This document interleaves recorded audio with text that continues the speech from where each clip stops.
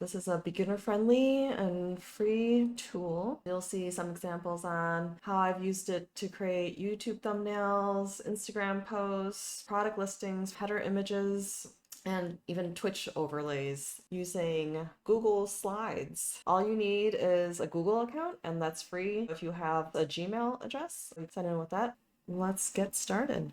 Going to slides.google.com. If you haven't created any presentations before, down here you won't see anything, but up top you'll see all these templates. You can start with a template if you're looking for something that would fit, but these are typically for like presentations because that's what Google Slides is typically used for. But I like using it as a quick hack to create images. One of the things I mentioned was YouTube thumbnails. If you follow me on YouTube, Karen Chow Designs YouTube channel, you may recognize this thumbnail. On the left, this is a little preview of each of the slides that I created. This is what is actually the final image. And on the right, this is just the whole canvas itself. There's a lot more of my hand that you can see here, but it doesn't actually make it to the final image. It's just that I didn't crop it, and that's fine. It just makes it easy for me to make adjustments. Here, like you can see, this is the original picture. I layered different elements together to create this thumbnail.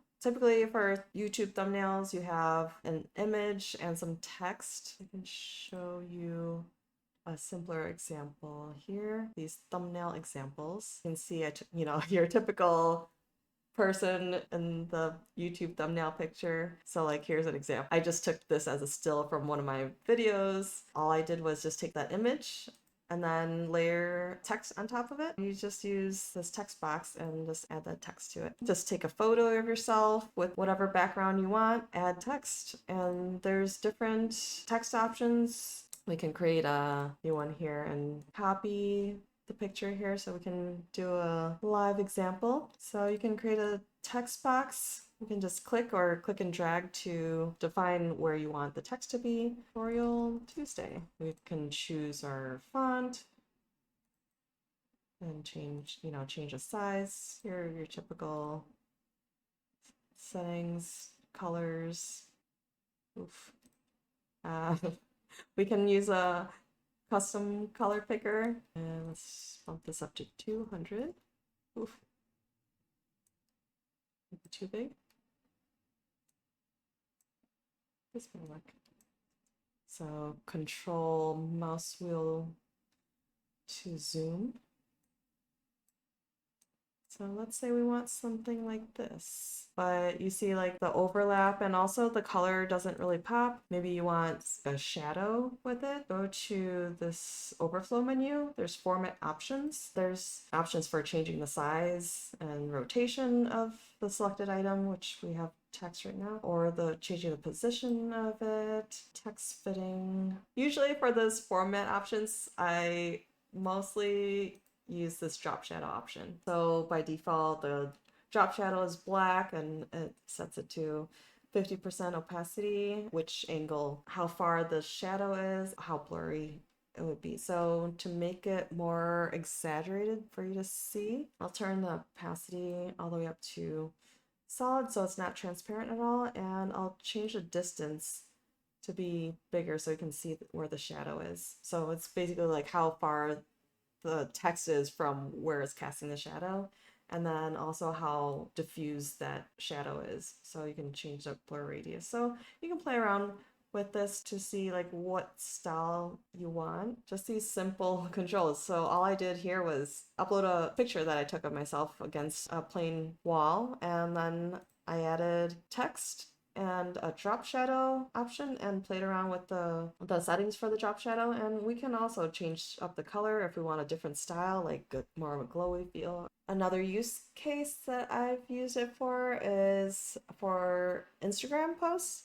You create a blank presentation and then you go to page setup. You can see the page setup is default is widescreen, 16:9. So you can go choose these other ones or create your custom one. You can choose inches, centimeters, points, or pixels. What I did for the Instagram one was go 1080 by 1080.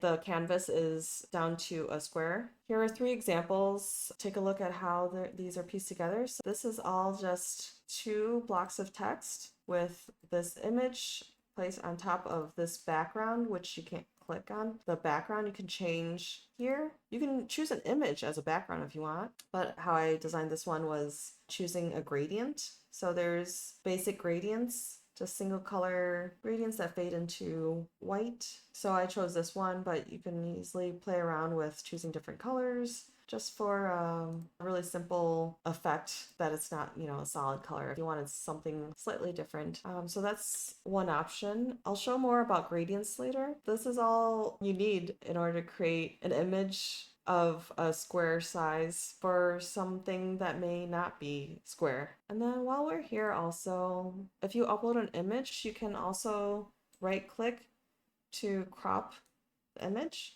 There's these black lines around that you can click on them and drag to, let's say for example, we only wanted this KB3D portion of this as much as we can crop out. So oops, that one I accidentally grabbed the edge of the image itself rather than the crop border.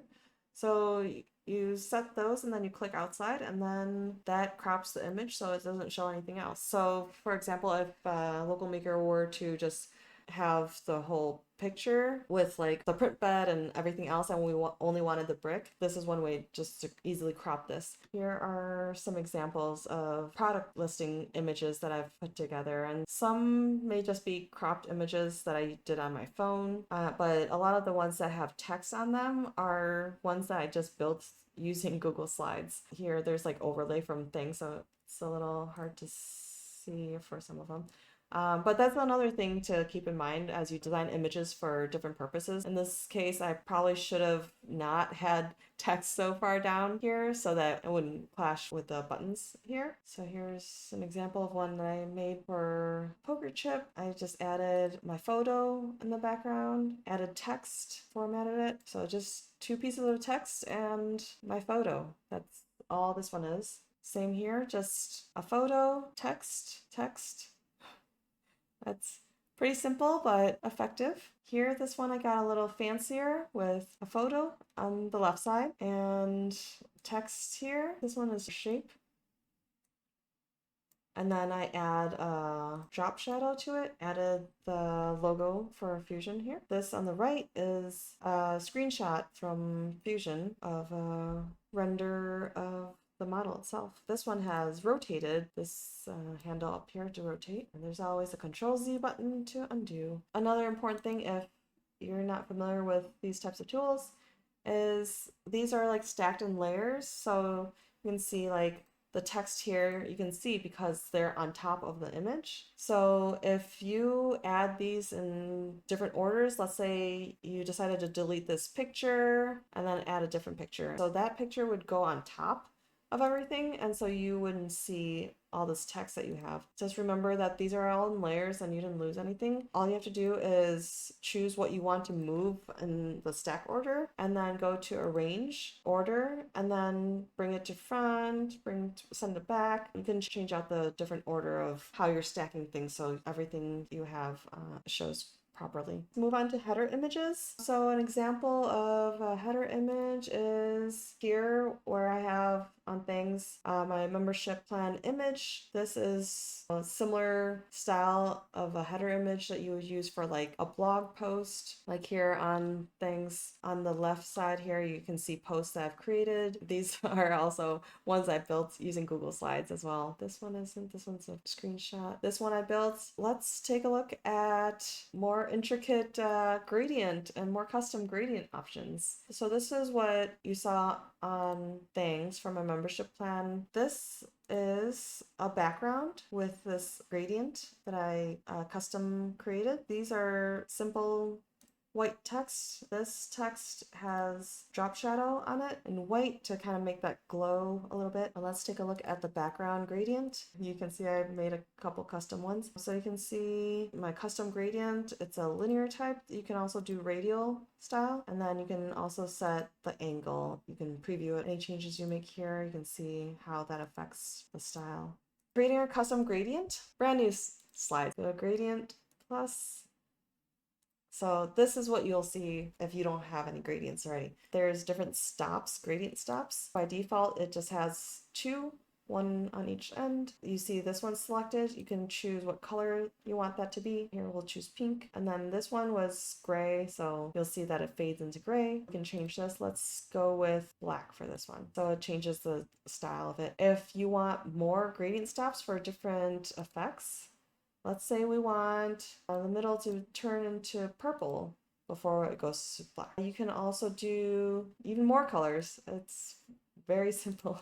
You just add more stops and you can change how fast it changes to each color. So we can do like a rainbow gradient. Keep on wanting to click on this to change the color, but it's up there. Another example for gradients is if you want to use it like an overlay, which takes us into our Twitch overlays example. So here I'll show this example of Digital Dragon's Twitch stream. This is usually the scene that he starts with, welcoming people in. What he has on top are just overlays to show like his latest followers and subscribers and things like that. And then on the bottom left, he has KB3D logo on there. And then it's just his video feed. This top example here is a mock-up of using just a simple gradient to add to his existing setup. So this wouldn't require any changes to his existing layout, except for in OBS, just adding this as an image to sandwich it between this overlay that he uses and his video feed. If we wanted to go further and incorporate his logo, more text, but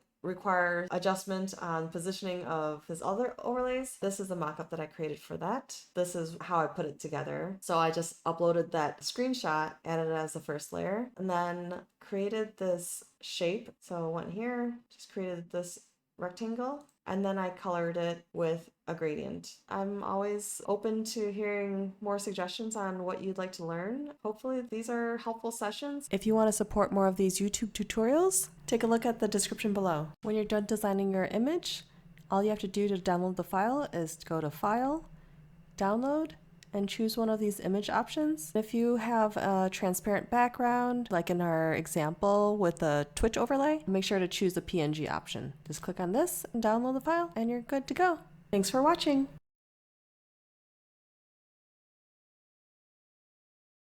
See you in the next video.